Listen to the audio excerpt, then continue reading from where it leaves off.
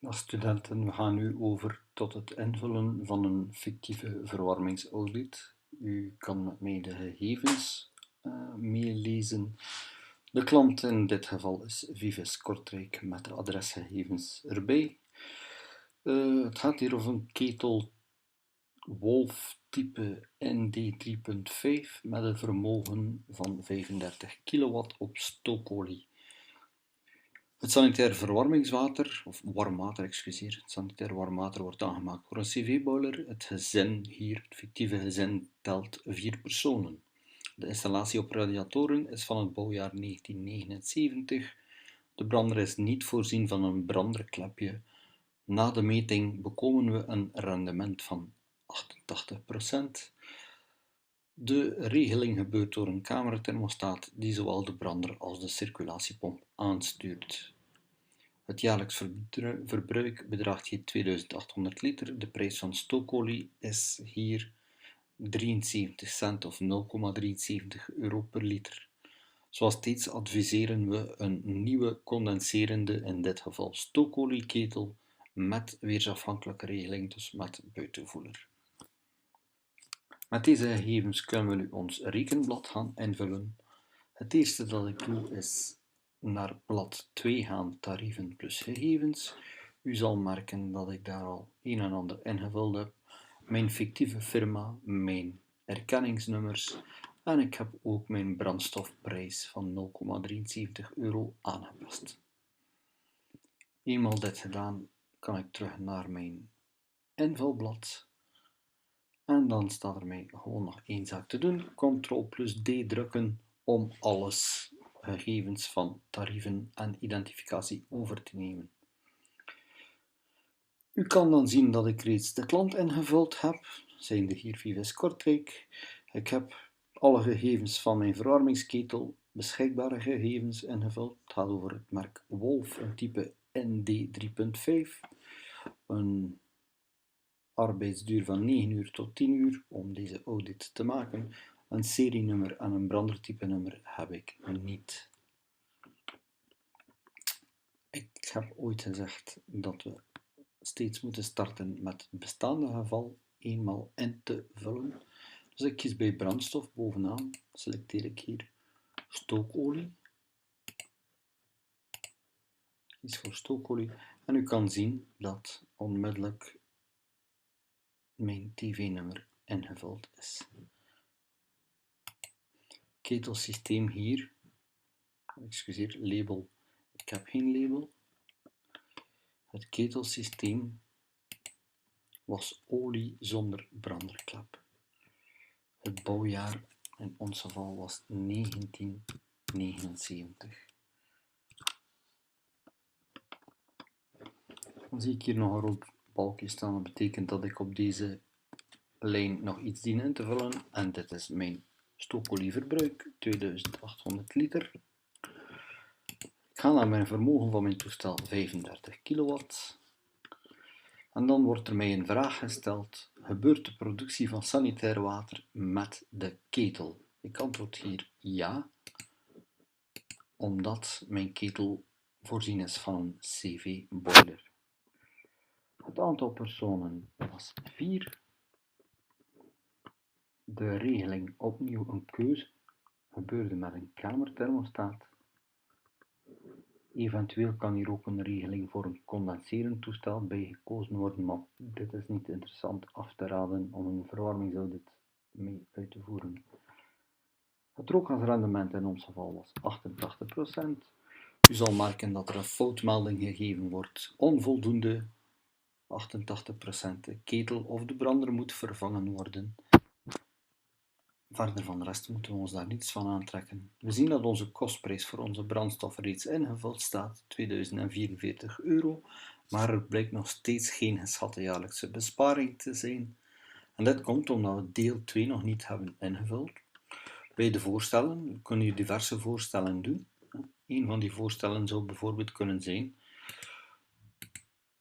olie met klep, dus een brander te plaatsen met een klep. Maar dit zou niks opbrengen, of zo goed als niks. We zouden ook onze regeling kunnen aanpassen van een kamerthermostaat naar een weersafhankelijke regeling. Ook hier zal dat niet veel verschil maken. Het advies dat we hier gegeven hebben is steeds kiezen voor een nieuwe ketel. Dus in ons geval is dat type 4, een condenserende nieuwe ketel met buitenvoer zonder vloerverwarming. Onze installatie was op radiatoren. Dan merken we hier dat we dan een jaarlijkse besparing kunnen realiseren van €497. Verder kunnen we nog zaken terugvinden op dit rekenblad, niet onbelangrijk voor u. De stilstandsverliesfactor A, 2,3%. Dit geeft u de mate weer van verliezen bij stilstand van dat type toestel. Er is geen klep voorzien, dus de stilstandsverliezen hier zullen redelijk groot zijn. 2% of meer. De belastingsgraad van 9%. Een goede belastingsgraad is 15% of meer. Dat betekent dat het toestel 15% van de tijd dat het zou kunnen werken, effectief in werking is. Daarop gaan we een correctie toepassen omwille van onze regeling. Hoe beter onze regeling, hoe minder correctie dat we toepassen op de belastingsgraad. We heten dat dan ook corrigeerde belastingsgraad. Dus omwille van de iets wat verouderde regeling met een kamerthermostaat zakken we van een belastingsgraad van 9% naar een belastingsgraad van 7,75%. Rookgasrendement was 88%, dat betekent dat we een productierendement hebben, dus rekening houdend met onze regeling, onze rookgasverliezen en ons systeem van warmteafhefte van 74,7%. Mochten we een nieuw toestel selecteren, dan halen we sowieso zonder probleem 99%. Dat betekent een verschil of een winst van 24,3%. Een laatste niet onbelangrijk cijfertje dat we hier kunnen terughalen is dat cijfer 21,13. Dus dat betekent, wanneer ik zou overgaan tot vervanging van een toestel van 35 kilowatt, kan ik bij een nieuw te plaatsen toestel toekomen met een vermogen van 21 kilowatt.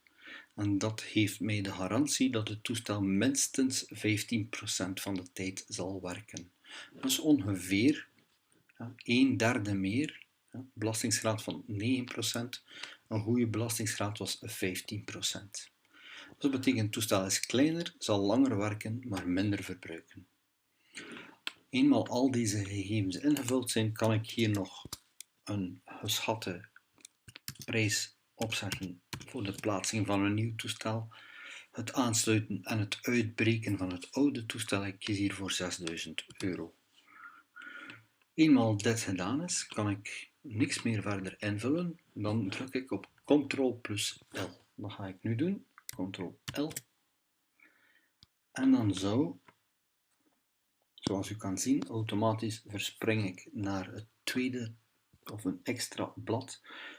Een van de 4 pagina's. En u kan mijn productierendement van 74,7% terugvinden.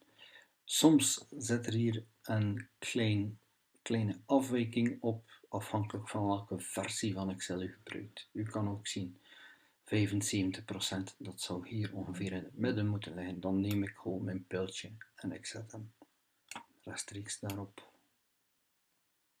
75% is mijn huidige productierendement. U zal zien dat er daarbij in staat dat de ketel mag vervangen worden, dat mij dat jaarlijks €497 zal opbrengen. Ik scroll verder naar beneden. Normaal gezien zal uw naam hier dan komen. En ik kan hier nog een paar kleine verbeteringsmaatregelen aanduiden. Bijvoorbeeld, als ik hier even kijk, die reflecterende aluminiumfolie voorzien achter de radiatoren is één kleine verbeteringsmaatregel. En ik zou bijvoorbeeld ook kunnen mijn comforttemperatuur verlagen. Een verlaging van de comforttemperatuur bespaart u per graad Celsius 6% op uw verbruik. Zijn er nog zaken die niet in orde zijn qua luchttoevoer of rookgasafvoer, dan kan u dit hier aanvinken. Voor de rest ziet u hier nog even alle gegevens op een rij, automatisch ingevuld. U ziet nog iets over het rendement van gemiddeld rendement van nieuwe CV-ketels. En een laatste pagina kan u nog wat info geven over nuttige websites en de wetgeving. Dit is ons verwarmingsaudit. Dit is dus pagina 4 van de 4. Deze 4 pagina's kan u afdrukken.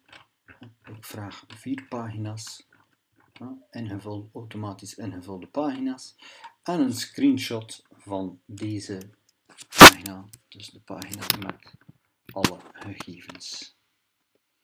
Dank u wel.